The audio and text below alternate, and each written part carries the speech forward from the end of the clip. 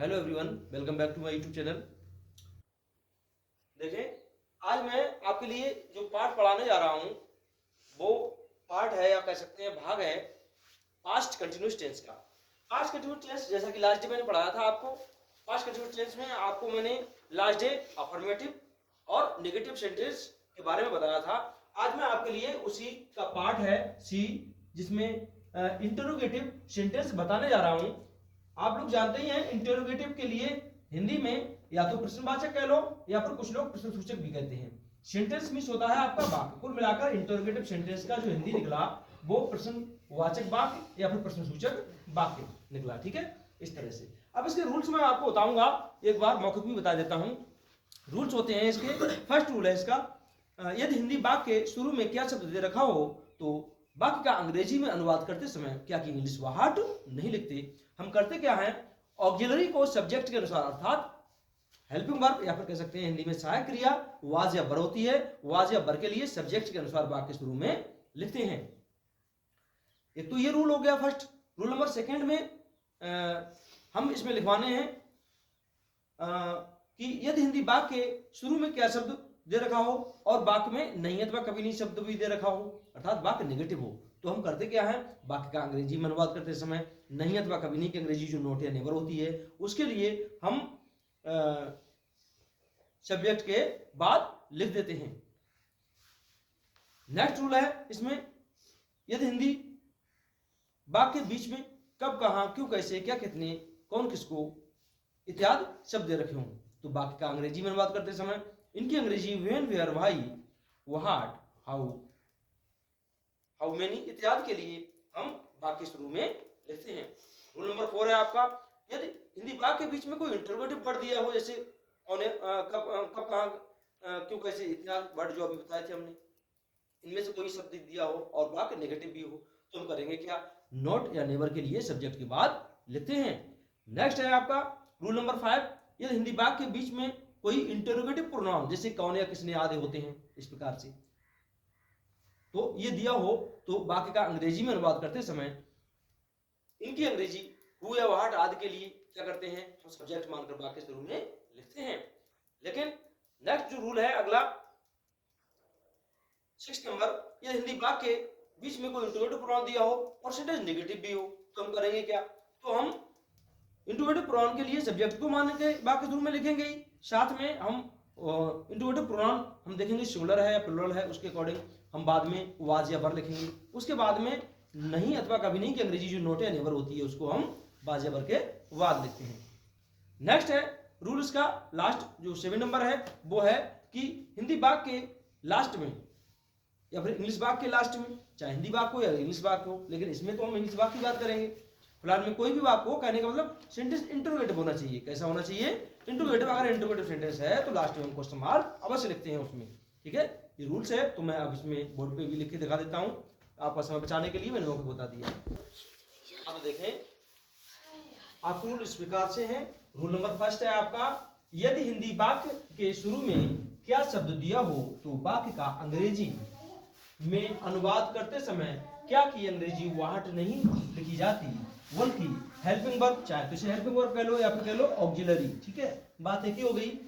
सहायक क्रिया वाज या वर को सब्जेक्ट कर्ता के अनुसार वाक्य शुरू में लिखा जाता है। समझ गया बात को। इसमें मतलब यदि वाक्य शुरू में क्या शब्द रखा होगा हिंदी में तो हम वाक्य अंग्रेजी में अनुवाद करते समय क्या इंग्लिश वर्ड नहीं लिखेंगे, हम वाज या वर के लिए ही सब्जेक्ट के अनुसार वाक्य शुरू में लिखेंगे।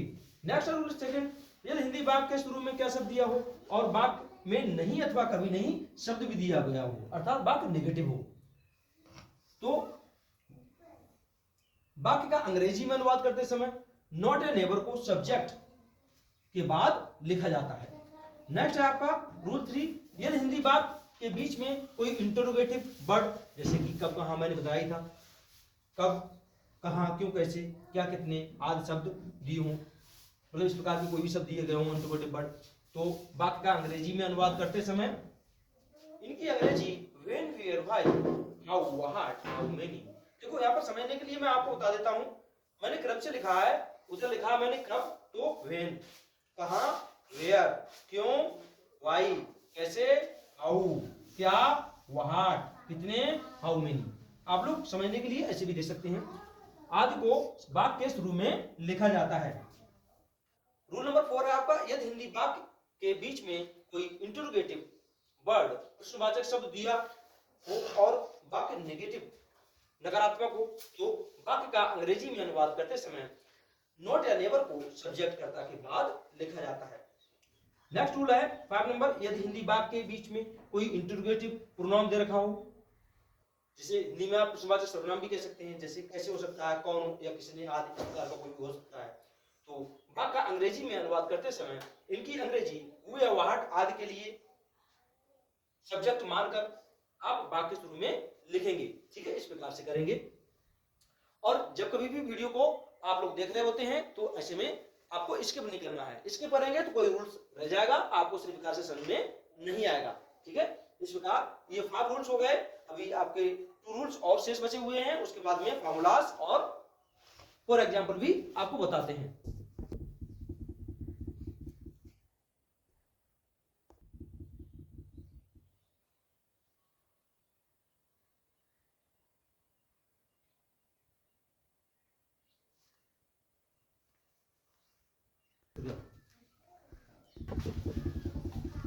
हाँ, तो देखें आपके लिए जो नेक्स्ट रूल 6 है वो है, यदि हिंदी वाक्य के बीच में कोई इंटरोगेटिव प्रोनाउन, प्रश्नवाचक सर्वनाम जिसे हिंदी में कहते हैं, दिया हो और वाक्य नेगेटिव हो, जिसे हिंदी में आप नकारात्मक कहते हैं नेगेटिव को, हो तो वाक्य का अंग्रेजी में अनुवाद करते समय नॉट या नेवर को हेल्पिंग वर्ब, सहायक क्रिया से हिंदी में कहते हैं आप, वाज या वर्ब होती है इसकी हेल्पिंग वर्ब, इसके बाद लिखा जाता है। इसके बाद मतलब नॉट या नेवर को लिखा जाता है।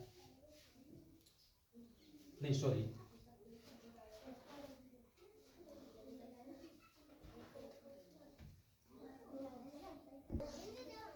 हाँ, तो देखेंगे रूल नंबर 6 है ही आपका, यह हिंदी वाक्य के बीच में कोई इंटरोगेटिव प्रोनाउन, प्रश्नवाचक सर्वनाम दिया हो और वाक्य नेगेटिव, नकारात्मक हो, तो वाक्य का अंग्रेजी में अनुवाद करते समय नॉट या नेवर को सब्जेक्ट कर्ता के बाद लिखा जाता है।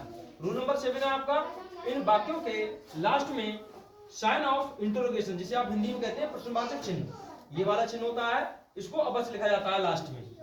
फॉर्मूला नंबर फर्स्ट है आपका, बाज या बर लिखेंगे पहले सब्जेक्ट के अनुसार, उसके बाद में सब्जेक्ट लिखेंगे, उसके बाद नॉट या नेवर, प्लस में आप उसके बाद में लिखेंगे मेन वर्ब की फर्स्ट फॉर्म, फिर उसमें आईएनजी फॉर्म जोड़ेंगे, उसके बाद ऑब्जेक्ट लिखेंगे, फिर अदर वर्ड लिखेंगे, कोई शब्द बच जाता है जैसे सुबह दोपहर शाम होता है, कल होता है, इस तरह से कोई शब्द, उसके बाद क्वेश्चन मार्क लिखेंगे। ठीक है, इस तरह से। हाँ, तो देखेंगे रूल नंबर 7 है आपका, इन वाक्यों के, ये तो बता ही दिया हमने, फॉर्मूला भी बता दिया आपको फर्स्ट। फॉर्मूला नंबर 2 देखेंगे, फॉर्मूला नंबर 2 में क्या है, क्वेश्चन वर्ड, कोई भी प्रश्नवाचक शब्द है उसको सबसे पहले लिखेंगे, उसके बाद में फॉर्मूला एसटी के अकॉर्डिंग लिखेंगे वाज या वर्ब, प्लस में सब्जेक्ट लिखेंगे, उसके बाद में नॉट या नेवर लिखेंगे, उसके बाद में उनकी फर्स्ट फॉर्म, तब उसमें आईएनजी फॉर्म जोड़ेंगे, फिर ऑब्जेक्ट लिखेंगे, अदर वर्ड लिखेंगे और क्वेश्चन मार्क भी लास्ट में लिखेंगे। उसके बाद में फॉर्मूला नंबर 3 है आपका आईपी, इंटरोगेटिव प्रोनाउन। आप इंटरोगेटिव प्रोनाउन को लिखेंगे प्रश्नवाचक सर्वनामों को, कोई भी जैसे कौन है किसने आज दिया गया होगा उसको लिख लेंगे आप। फिर इंटरोगेटिव प्रोनाउन अगर सिंगुलर है तो वाज लिखेंगे, प्लूरल है तो वर लिखेंगे, इस तरह से। उसके बाद अगर सेंटेंस नेगेटिव भी है तो नॉट या नेवर लिखेंगे, नहीं है तो नॉट, और नेवर है तो सॉरी कभी नहीं शब्द है तो नेवर लिखेंगे। मेन वर्ब की first form plus ING form plus object plus other word plus question mark लिखेंगे, इस प्रकार से। नेक्स्ट है फॉर एग्जांपल, हाँ यहाँ पर एक बात और खोल दूं मैं आपको, रूल नंबर फर्स्ट और सेकंड के अकॉर्डिंग आपका फॉर्मूला नंबर फर्स्ट है, और रूल नंबर थर्ड और फोर्थ के अकॉर्डिंग आपका फॉर्मूला नंबर सेकंड है, रूल नंबर 5th और 6 के अकॉर्डिंग आपका फॉर्मूला नंबर 3rd है, इस तरह से। ठीक है, तो फॉर एग्जांपल के लिए उदाहरण आप देखेंगे, यहाँ से 3 सेंटेंस दिए गए हैं। पहला सेंटेंस है, क्या राजेश अपना पाठ याद नहीं कर रहा था, तो इसमें क्या शब्द देखो वाक्य शुरू में दे रखा है, तो रूल नंबर फर्स्ट में कहा गया है कि ये वाक्य शुरू में क्या शब्द दे रखा हो तो वाक्य अंग्रेजी में अनुवाद करते समय क्या इंग्लिश वर्ड नहीं लिखते हैं, हम करते क्या है हेल्पिंग वर्ब, इसकी हेल्पिंग वर्ब देखेंगे क्या है, उसके लिए ही सब्जेक्ट के अनुसार वाक्य शुरू में लिखेंगे। तो हेल्पिंग वर्ब इसकी देखो, राजेश सिंगुलर सब्जेक्ट है इसलिए हेल्पिंग वर्ब इसकी वाज है। ठीक है, तो वाज के लिए सबसे पहले लिखेंगे यहाँ, ये बात कही गई है रूल नंबर फर्स्ट में। ठीक है, और साथ में रूल नंबर सेकंड में कही गई है, यदि वाक्य शुरू में क्या शब्द दे रखा हो और वाक्य नेगेटिव हो, सही है, तो हम क्या करेंगे नॉट या नेवर को सब्जेक्ट के बाद लिखेंगे, तो सब्जेक्ट लिखेंगे पहले हम, क्या है सब्जेक्ट? राजेश।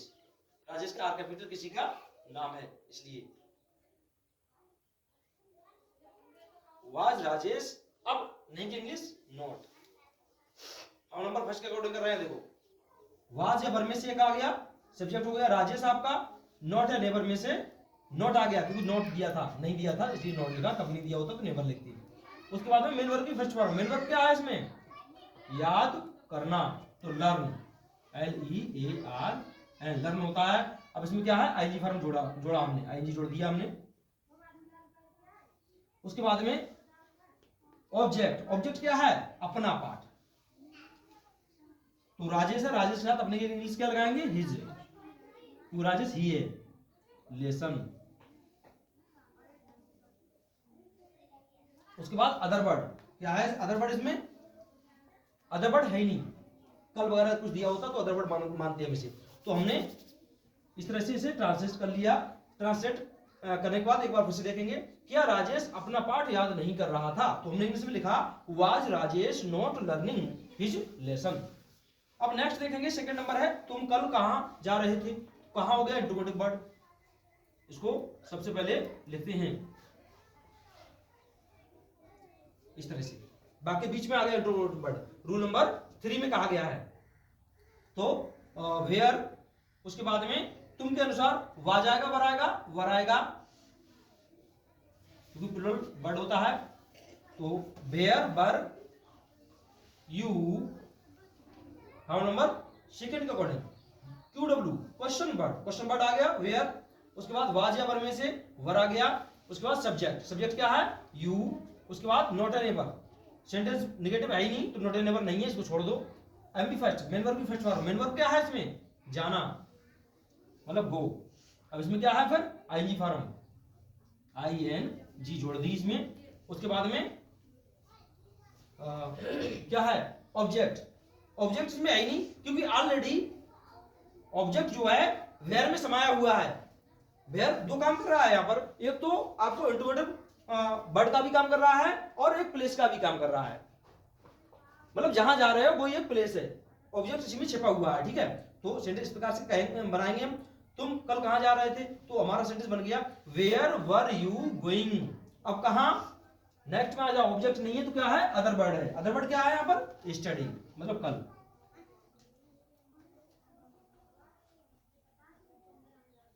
बीते हुए कल को स्टडी कहते हैं और आने वाले कल को टुमारो। तो ये इस तरह से ट्रांसलेट हो गया। Where were you going yesterday, where were you going yesterday, इस तरह कहेंगे। नेक्स्ट है आपका कल कक्षा में शोर कौन कर रहा था? तो इंट्रोगेटिव प्रोनाउन आ गया इसमें, देखो कौन इंट्रोगेटिव प्रोनाउन है और कल अदर वर्ड है, कक्षा हो गया ऑब्जेक्ट कक्षा में, और शोर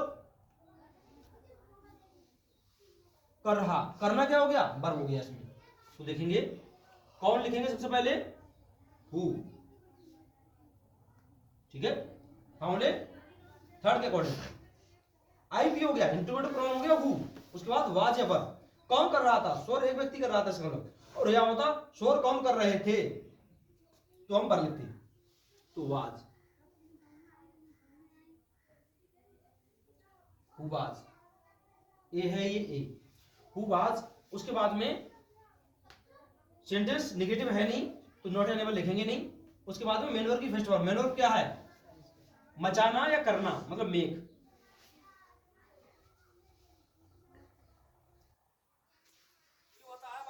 मिलाकर आईएनजी जोड़ेंगे क्योंकि मेन वर्ब की फर्स्ट फॉर्म में आईएनजी जोड़ रहे हैं। तो मैंने रूल दिया है आपको प्रेजेंट कंटिन्यूअस टेंस में कि ये हटाकर आईएनजी जोड़ते हैं। आईएनजी जोड़ने के नियम उसमें बताएं कैसे जोड़ेंगे। तो मेकिंग हो गया। अब ऑब्जेक्ट, ऑब्जेक्ट क्या है? ए noise,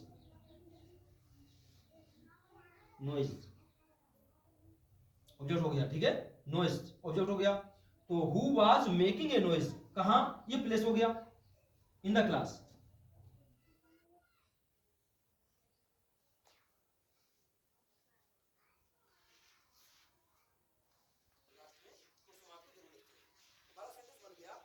Who was making a noise in the class। इस तरह से हम सेंटेंस को ट्रांसलेट करेंगे और आप अच्छी तरह फोकस करें प्रत्येक सेंटेंस के लिए।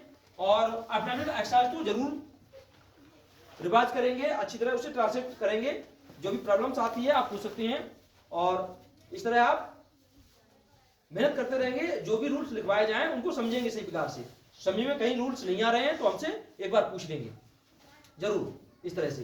क्योंकि रूल्स नहीं मालूम है तो आप जो कह सकते हैं व्याकरणीय विधि को नहीं समझ पाएंगे कि आखिर व्याकरणीय विधि कैसे अपनाई जाएगी, कहां पर क्या किया जाएगा, इस तरह से। तो आज के लिए बस इतना ही, और बाकी मिलते हैं नेक्स्ट वीडियो में। और please subscribe my YouTube channel, जिससे कि नए नोटिफिकेशन आप तक पहुंचते रहें, और ऑल वाला बटन जो है प्रेस जरूर करेंगे। ठीक है, तो thank you for watching video.